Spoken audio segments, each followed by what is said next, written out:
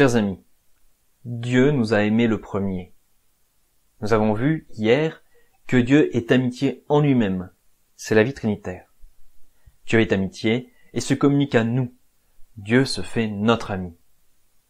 Puisque Dieu est esprit, il est invisible. Mais parce que sa vie est communication, elle se manifeste, entre autres, par les inspirations que Dieu nous fait. C'est la vie de la grâce.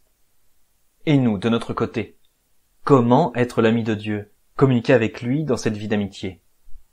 C'est ce à quoi nous allons réfléchir ce soir. Mais avant ça, jingle!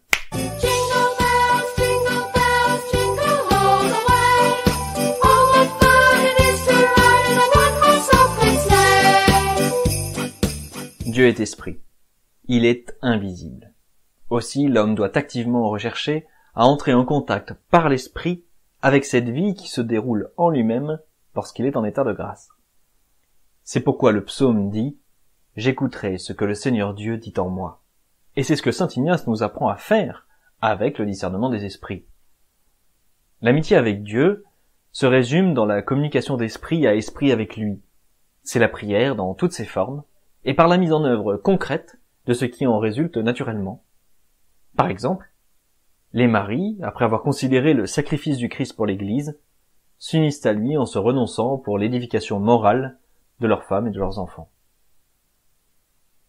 Le chef d'équipe refuse les mauvais procédés de management pour l'édification morale de son équipe et la réussite objective de leur projet commun. Qu'importe si son action conduit à son propre licenciement, parce que ses propres chefs seraient mauvais. La vérité vous rendra libre, a dit le Maître, et ceux qui adorent Dieu doivent l'adorer en esprit et en vérité. Je suis ton ami, mais je n'ai pas le temps de te parler, pas le temps de t'aider. Je ne me sens pas de défendre ton honneur et tes intérêts. Qui y croira? Le Christ, lui, n'a pas hésité à donner sa vie, sa mère, sa réputation pour nous.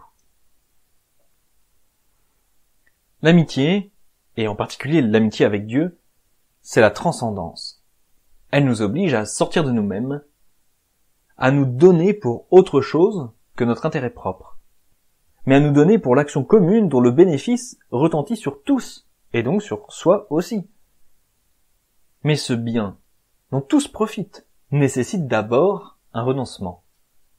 Entrer en contact avec Dieu, c'est comme profiter du paysage au sommet de la montagne. Il faut d'abord faire l'effort de l'ascension.